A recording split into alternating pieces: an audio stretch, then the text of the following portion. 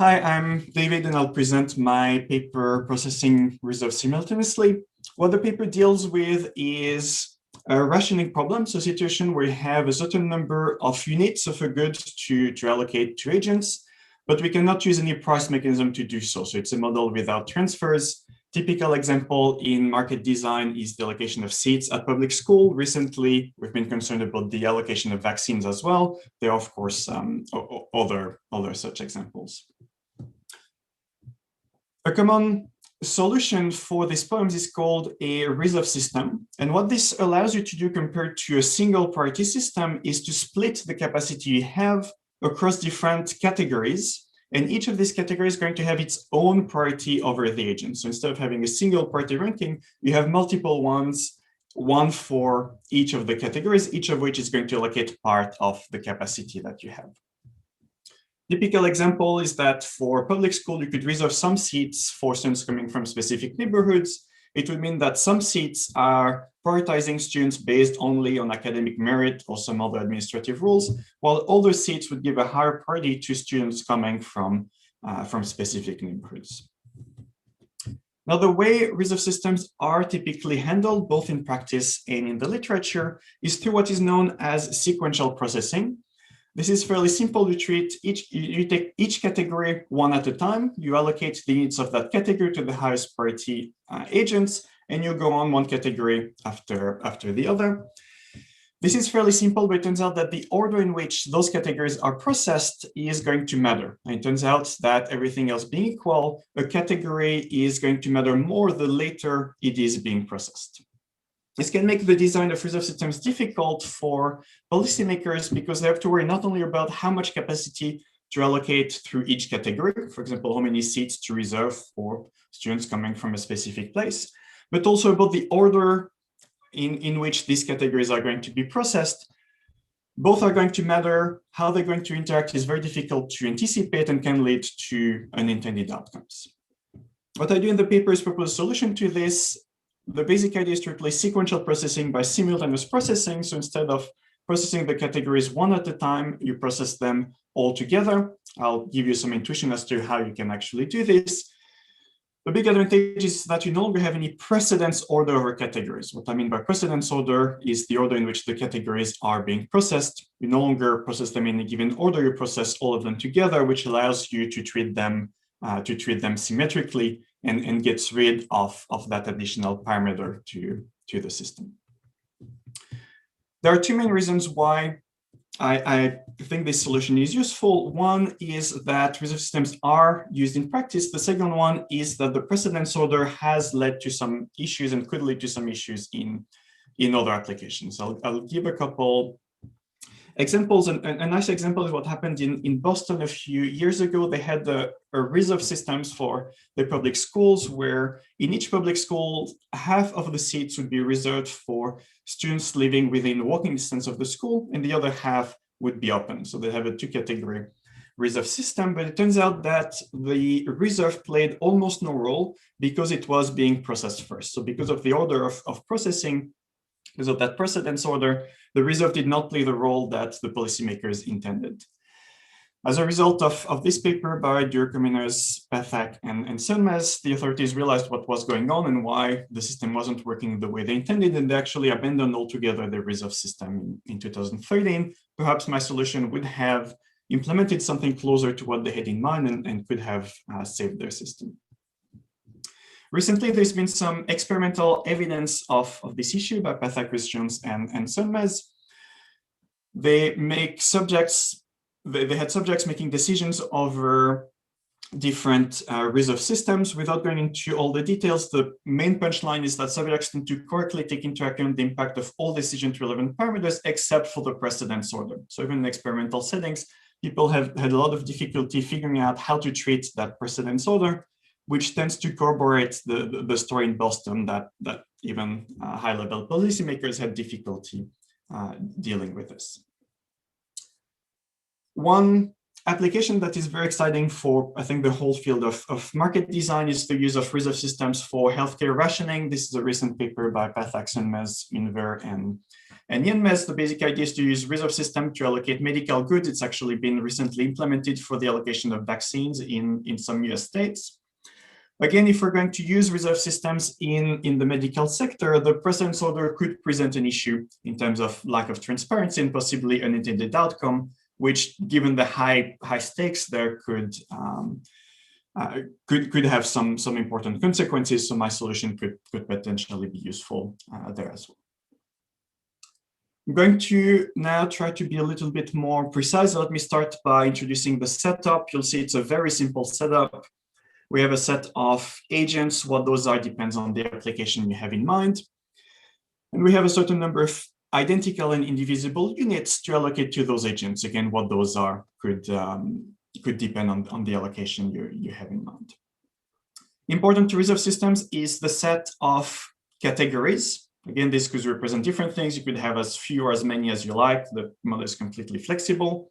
Importantly, each category has its own priority order over the agents. So for every category, you have a ranking of the agents, strict ranking of the agents from highest to lowest priority. As a small technical point, in that ranking, there's also an eligibility threshold. Just captures the fact that in some applications, not every agent is eligible to every category. So it could be that there is a category for which, even if there's some capacity left over, you're not able to get that capacity. So it's just modeled here by having a threshold as part of the ranking. If you're ranked above it, you're eligible. If you're ranked below it, you're not eligible.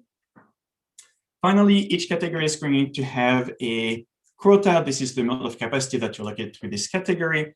And of course, the sum of the quotas has to be equal to the number of units that are to be allocated. It's again this idea of splitting the capacity across the categories. The type of solutions we're looking for is called an allocation. It's actually a lot simpler than the formal definition might suggest. It's simply going to be a matrix. In the rows, we're going to have the agents. In the columns, we're going to have the categories. Each element of the matrix tells you how much capacity the category is allocating to the agent.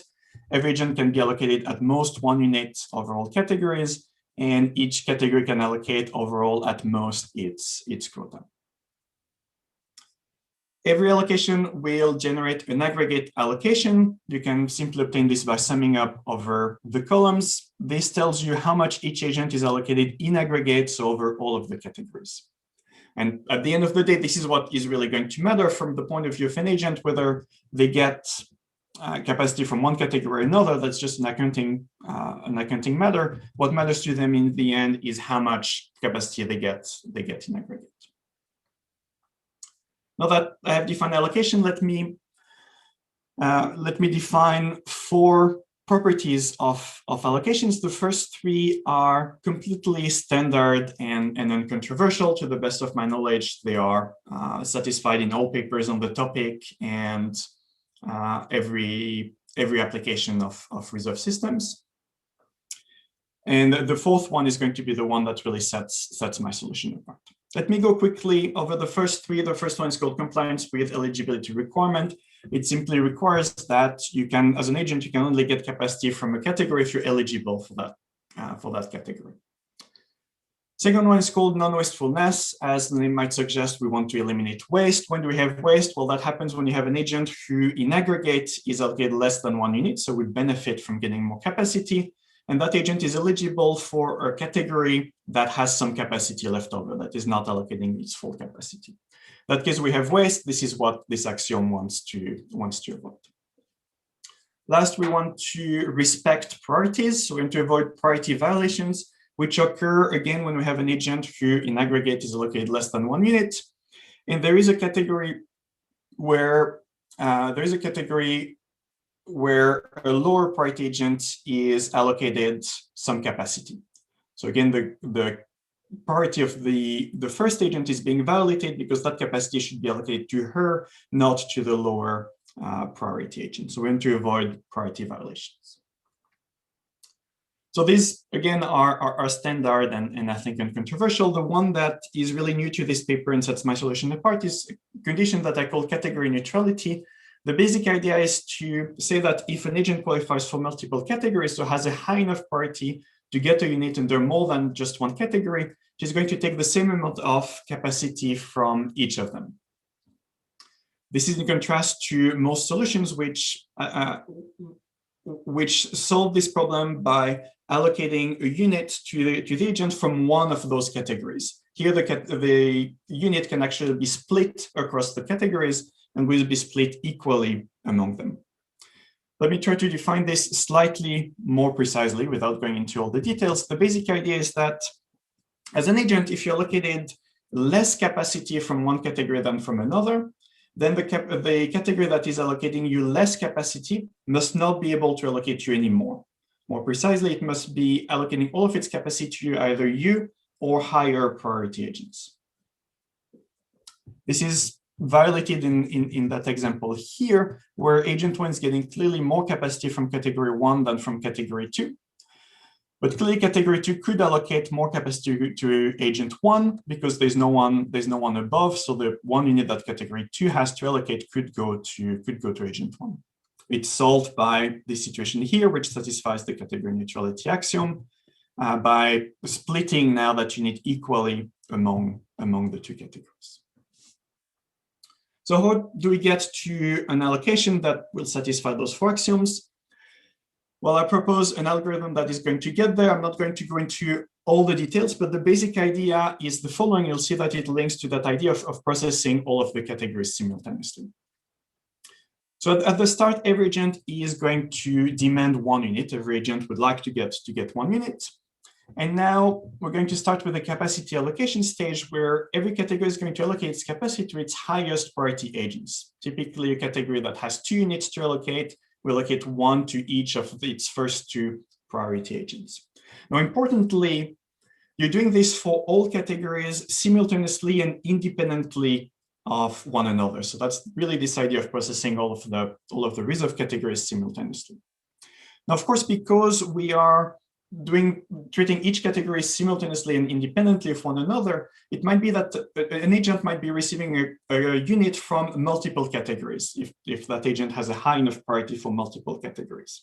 So this is where the demand adjustment stage comes into play.